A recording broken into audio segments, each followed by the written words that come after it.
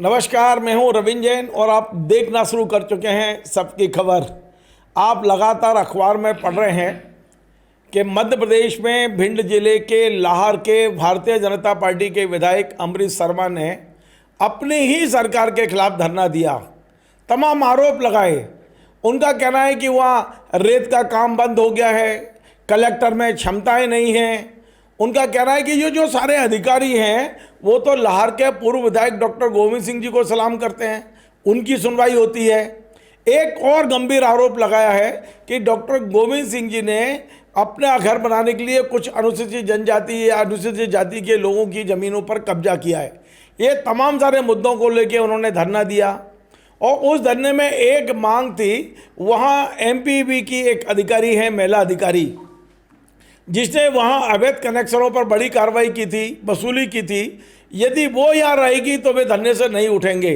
और बड़ी बात देखिए आप, मध्य प्रदेश के मुख्य सचिव अनुराग जैन ने डायरेक्ट विधायक से बात की और 1 घंटे में एमपीबी की अधिकारी को हटाने का आश्वासन दिया, तब विधायक जी धरने से उठे। खबर तो ये भी है कि विधायक जी ने कहा है कि यदि उनकी बातें नहीं मानी गई तो वे फिर से धरने पर बैठ सकते हैं। बड़ी बात यह भी है कि वे भोपाल में आके भारतीय जनता पार्टी के प्रदेश अध्यक्ष हेमंत खंडेलवाल जी से मिले हैं और उनसे शिकायत की है। अब ये सारे आरोप जो लग रहे हैं वो डॉक्टर गोविंद सिंह के ऊपर लग रहे हैं। गोविंद सिंह जी लंबे समय से लाहौर से विधायक रहे, कांग्रेस से नेता प्रतिपक्ष रहे, कई बार मंत्री रहे मध्य प्रदेश में। अब गोविंद सिंह जी को आज मैंने अपने स्टूडियो में आमंत्रित किया है और उनसे समझते हैं कि भाई ऐसा क्या आपने किया है कि चुनाव हारने के बाद भी चुनाव जीतने वाला विधायक दुखी है और वो उनके काम नहीं हो रहे हैं, काम आपके हो रहे हैं। आपने बंगलों पे मतलब अपने कोठी पर कब्जा कर रखा है।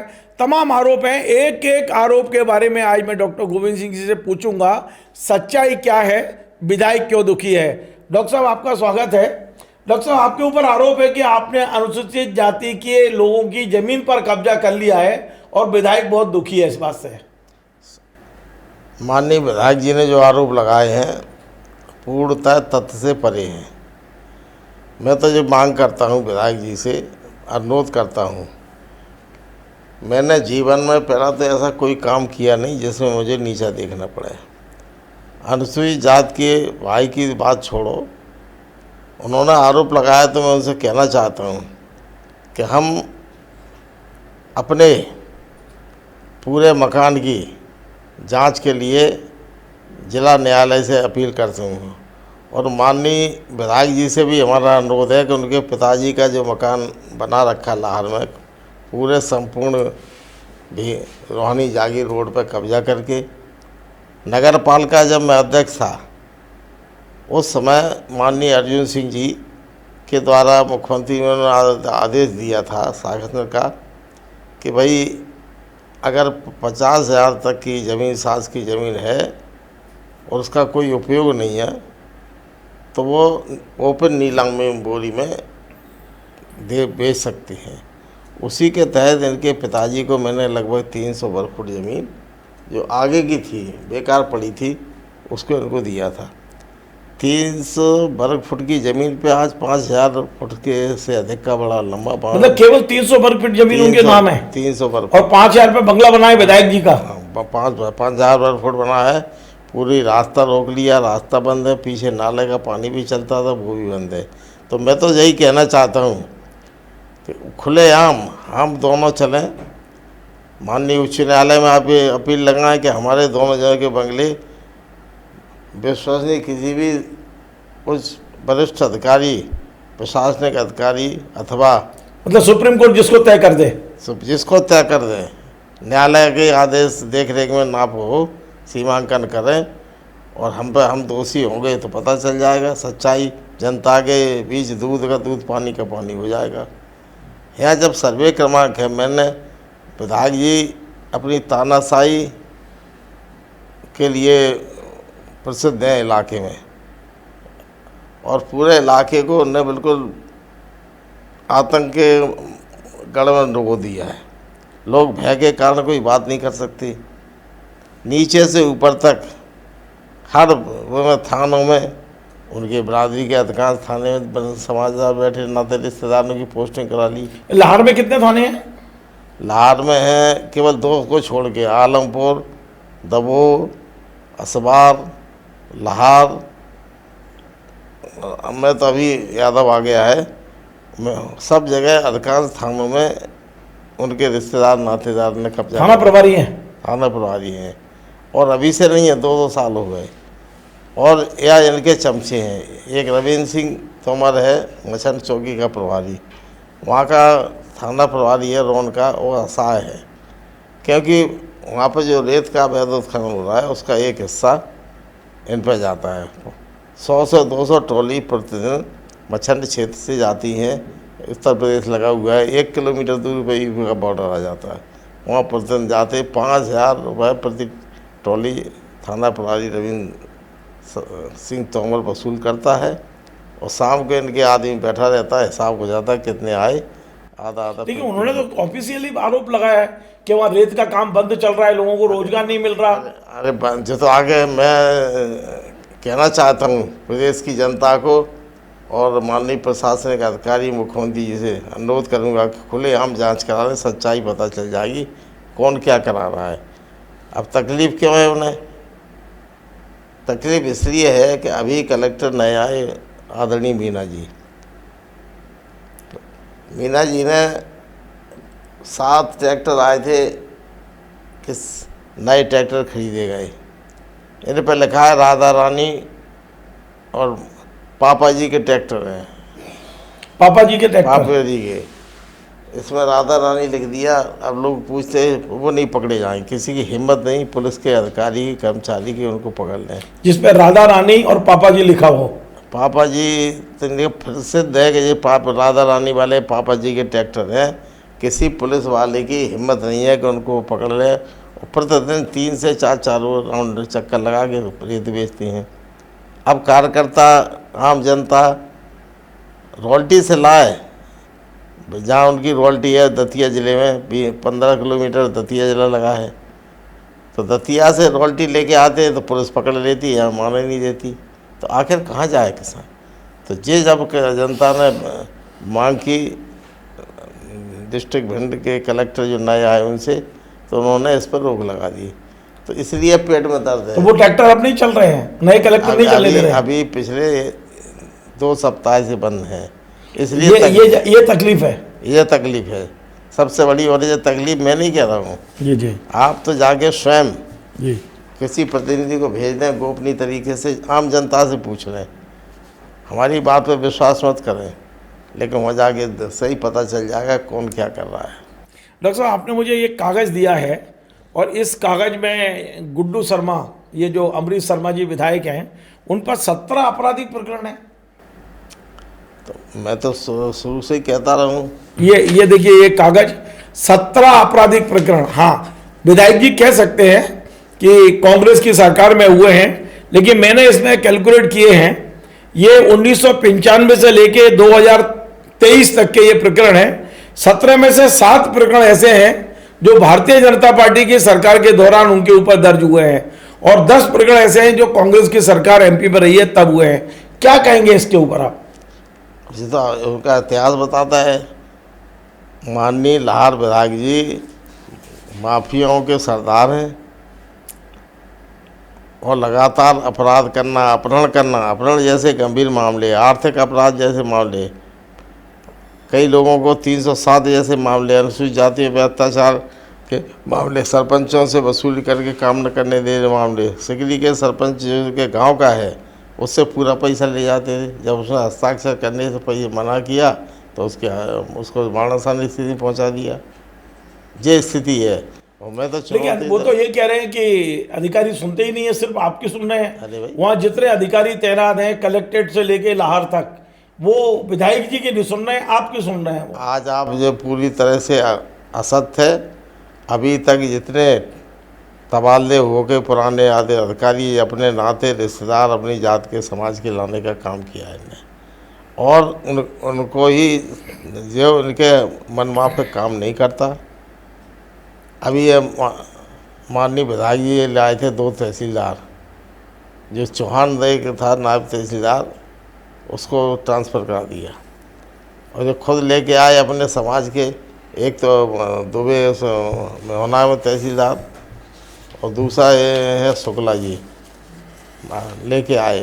दोनों से हमारे खिलाफ जांच करवाई, कार्रवाई करवाई, लगातार नोटिस दिलवाए और अब वही तहसीलदार का ट्रांसफ़र करा दिया एक दोनों के, क्योंकि हर महीने के तय करा के ये तो मुझे तुम्हारा 15 लाख चाहिए, वो नहीं दे पाए तो ट्रांसफ़र है। अब उन्हीं दोनों तहसीलदार से पूछ लो कि किसने इनका ट्रांसफ़र करा के लाए थे और क्या कारण है कि उन्हें ट्रांसफ़र करा दिए, स्थानांतरित। अब ये बताइए, एक शुक्ला हैं, वो तहसीलदार इंचार्ज हैं इस समय लाहौर के, उनकी पत्नी है सेंट्रल स्कूल में लेक्चरर है ग्वालियर में, उनका ट्रांसफ़र करा दिया धार। दुबे हैं हमारे इलाके के रहने वाले थे, उनका ट्रांसफ़र करा दिया डिंडोरी, तो उन्हें पता चल गया। ये तो सभी विधायक करते हैं, जो उनके इच्छा का नहीं होता तो वो ट्रांसफ़र करा देते हैं। अब यही सोच लो आप कि अगर आज भी अधिकारी उनकी बात नहीं मानना तो आखिर एक सीमा तक आदमी सुनता है। रोज़ाना पैसा दो और नहीं दे पाए तो फिर चलिए, एक मामला लाहौर में पिछले लंबे समय से चर्चा में है और अब तो लगभग 1.5 से 2 साल होने को आ गई है, 1.5 साल हो गया है। ये मामला है गोविंद सिंह की कोठी लाहौर की। गोविंद सिंह जी मेरे बगल में बैठे हैं और विधायक जी लगातार ये बात कह रहे हैं कि गोविंद सिंह की कोठी इंक्रोचमेंट में बनी हुई है। डॉक्टर साहब ने कोर्ट से कहा, कलेक्टर से कहा कि आप नफ्ती कर लें। बड़ी मज़ेदार खबर मैं अपने तमाम दर्शकों को बता रहा हूँ, मध्य प्रदेश सरकार को बता रहा हूँ कि ये 2 सर्वे की रिपोर्ट मेरे हाथ में है। कलेक्टर, तत्कालीन कलेक्टर जो संजीव श्रीवास्तव थे, उनकी देखरेख में ये जांच करने के लिए एक टीम गठित हुई थी। इसमें राजस्व निरीक्षक विनोद दोहरे, अंकित पाठक, उपेंद्र त्रिपाठी, संदीप सिंह पटवारी, ये तमाम सारे लोगों ने इसकी नियुक्ति की है। मज़ेदार बात यह कि 20 जुलाई 2024 को इन्होंने कलेक्टर को जो रिपोर्ट दी है उसमें साफ साफ कहा है कि ये जो चीरे लगे रहते हैं ये मिल नहीं रहे हैं सर्वे में और ये स्पष्ट नहीं हो पा रहा है कि इंक्रोचमेंट में है या नहीं है। ये रिपोर्ट की कॉपी मेरे पास है। अच्छा, यही टीम अगले कुछ घंटे बाद फिर सर्वे करने जाती है और ये 23 तारीख की, 20 तारीख के बाद ये 23 जुलाई 2024 की हस्ताक्षर भी वही की वही है और ये लोग सर्वे करके बता देते हैं कि साहब ये गलत कोठी बनी हुई है। तो ये आप देखिए कि किस तरह से जिन अधिकारियों ने सर्वे 20 जुलाई को किया वो कह रहे हैं कि बिल्कुल इंक्रोचमेंट क्लियर नहीं हो पा रहा है और 3 दिन में ये इंक्रोचमेंट क्लियर हो जाता है। तो जरा इस संबंध में भी पूछते हैं कि ये मामला क्या है, वास्तव में आपकी कोठी इंक्रोचमेंट में है नहीं है। एक अधिकारियों की एक टीम आती है, वो कहती है कि अभी क्लियर नहीं हो पा रहा है, उसको उनको वो मौके पाने पे जो चीरे लगते हैं वो नहीं मिल रहे हैं और वही लोग 3 दिन बाद में रिपोर्ट दे देते हैं। तो ये है क्या डॉक्टर साहब? सवाल है इस बात का है कि पहली बात तो मेरे नाम से और मेरे लड़के के नाम से लाहौर में कोई मकान या कोठी नहीं है।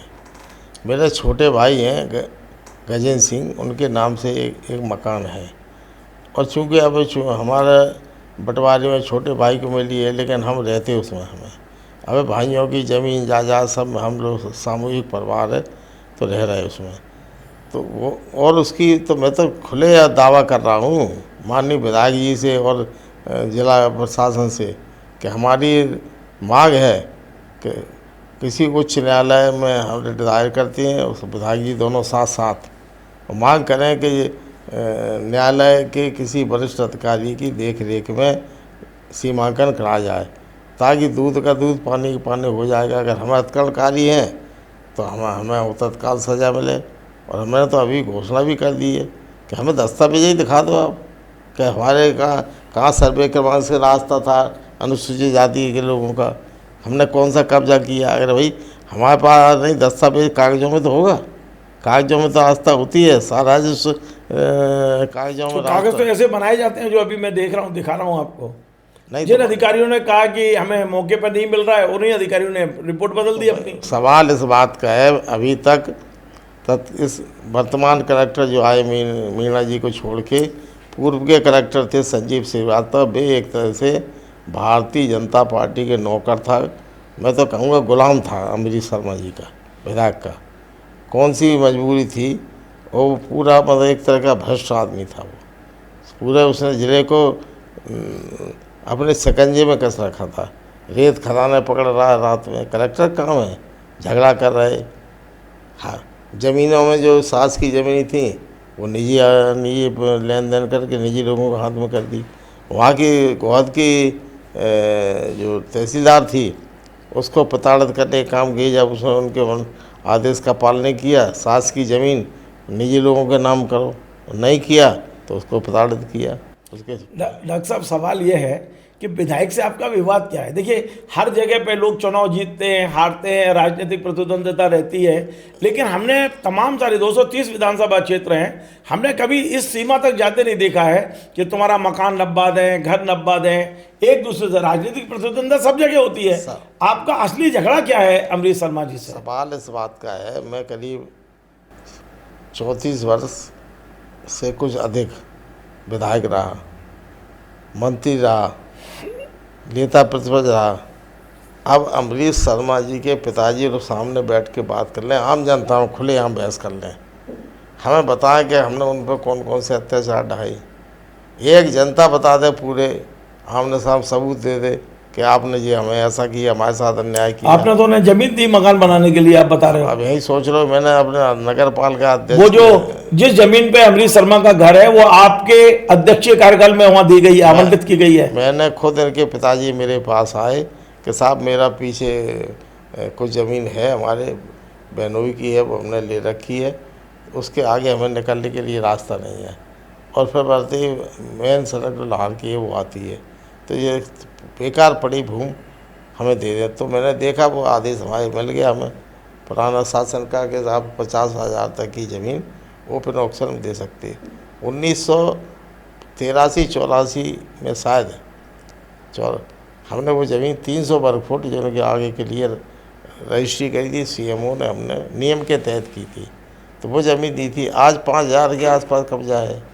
चलो नहीं ना, हम तो कह रहे ना, आप भी अपने मकान की सब रजिस्ट्रियों को दिखा के उच्च न्यायालय के आदेश में चले, आदेश हो जाएगा। डॉक्टर साहब, एक चीज़ और वहाँ चर्चा है, मेरी अभी बात हुई कि इनके जो साले हैं सुधांशु द्विवेदी, उन पर कुछ आरोप लगे थे। वो उनको जैसे तैसे भिंड ले आए थे मुंबई से, मुंबई जेल में बंद हैं इनके साले। वो चाहते थे कि वो भिंड जेल में रहेंगे, यहाँ ठीक ठाक रहेगा, थोड़ा सुविधा मिल जाएगी। आपने उनको यहाँ रहने नहीं दिया, ऐसी मतलब उन लोगों को लगता है कि मीडिया में सब चीज़ आपने करवाई, वो उसको वापस मुंबई जेल है। तो ये दुश्मनी तो नहीं है कहीं आपकी उनकी? आज सवाल इस बात का है कि सरकार भारतीय जनता पार्टी की, और आज से नहीं है, लगभग 2003 के बाद करीब 23 साल हो गए, लगभग 23 साल हो चुके। उसमें 1.25 साल छोड़ दें कमलनाथ जी का, उसको छोड़ के नहीं रही तो सरकार इनकी अधिकारी इनके, तो हम कैसे करा लेंगे? एक सवाल इस बात का, इसका जवाब हमें खुद दें अमरीश शर्मा जी। इसके साथ ही साथ पूरा परिवार, इनके सालियाँ, इनके साड़ू और इनकी माँ, सास मतलब सासू माँ, ये सब पे अपराध के प्रकरण दर्ज हैं। पूरे देश में इन्हें करीब 250 अरब से अधिक रुपए का व्यापार कर, 250 अरब यानी 250 करोड़, 260 करोड़ मेरे पास प्रमाण है, मैं आपको दिखा रहा हूँ। 260 करोड़ रुपए की घपला किया इन्हें। 260 करोड़ 88 लाख के लगभग इन्होंने गल्ला खरीदने के नाम पर, सामान खरीदने के नाम पर लोगों से व्यापार किया, और धोखाधड़ी करके 1-1.5 साल तो लगातार लेन देन के लिए रखा। उसके बाद उनके पैसे खा गए, फिर दे ही नहीं है। और मैं तो ये कहूँगा कि अगर इनकी सरकार है तो इनके साले पे वहाँ मुंबई में क्राइम ब्रांच ने कैसे केस रजिस्टर्ड किया, आपका ये अपना ईडी ने केस रजिस्टर्ड किया। सरकार वहाँ भाजपा की है, हमारी तो है नहीं। अगर ये साहब भोपाल से गिरफ्तार करके ले गए थे इनके साले को, साले की पत्नी को, और एक गुप्ता है इनका पीए, उसको, तीनों को, और आज अभी जेल में, अभी शायद इलाज के लिए, चिकित्सा के लिए मुंबई से इनको वो मिली है, जमानत मिल गई। तो आखिर क्या कारण है ऐसा? डॉक्टर साहब, एक आखिरी सवाल। मेरे पास मैं दावा करता हूँ, जब जिन पे हमने केस दिए, 17 केस हमारे ऊपर, बता दें पूरे प्रदेश में कहाँ केस चला, कौन से थाने में रजिस्टर्ड है?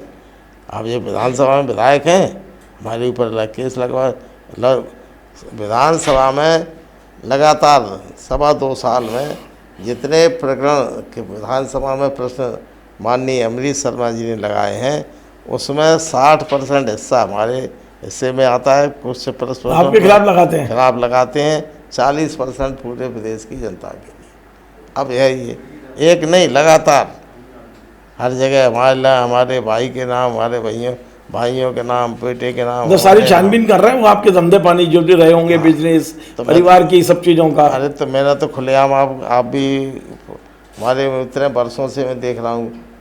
हमने तो जब नेता प्रतिपक्ष थे माननीय गोपाल भार्गव जी, मैं सरकार मंत्री था, संसदीय कार्य मंत्री, सामान्य प्रशासन, उन्होंने आरोप लगाया विधानसभा में गोपाल भार्गव ने कि सभी मंत्री भ्रष्टाचार में लिप्त हैं, भ्रष्टाचार कर रहे हैं, ट्रांसफर वाले में पैसा खा रहे हैं। तो मैंने विधानसभा में खड़े होके माननीय प्रजापति अध्यक्ष जी से समय लेके हमने कहा हमें समय चाहिए। मैं खड़ा होके मैंने वो बोला, माननीय भार्गव जी आपने जो आरोप लगाए हैं, मुझे कोई प्रमाण की ज़रूरत नहीं है। मध्य प्रदेश की 8 करोड़ की जनता है। 8 करोड़ की आबादी में अगर एक व्यक्ति निगाह मिला के सामने कह दें कि मैंने और मेरे स्टाफ ने पैसा लिया है, तो मैं आज ही मंत्रिपद से इस्तीफा दे दूंगा, विधायक पद से इस्तीफा दूंगा और 10 दिन के अंदर शासकीय मकान खाली करके अपने घर चला जाऊंगा। अब उसका जवाब आप देख लो, विधानसभा में जो बोला जाता है वो छपता है। अब माननीय भार्गव जी ने कहा मैंने आपके लिए नहीं कहा था डॉक्टर साहब, ये तो और सबके लिए कहा था। तो मैंने कहा आपने हमारा नाम तो नहीं लिया, लेकिन ये कहा सब मंत्री, सब में तो मैं भी हूँ, इसलिए मुझे आपकी बात का जवाब देना पड़ा। डॉक्टर साहब मेरा आखिरी सवाल यह है कि ये जो वो दोनों ने जो धरना दिया परसों अमरीश जी ने, उसके बाद पार्टी सक्रिय हुई, पार्टी के अध्यक्ष ने उनको बुलाया, सुना है सीएम से भी मिले हैं, प्रदेश यहाँ सीएस से भी मिले हैं। क्या आप मध्य प्रदेश के मुख्यमंत्री को पत्र के जरिए या मुलाकात करके पूरी घटना बताएंगे?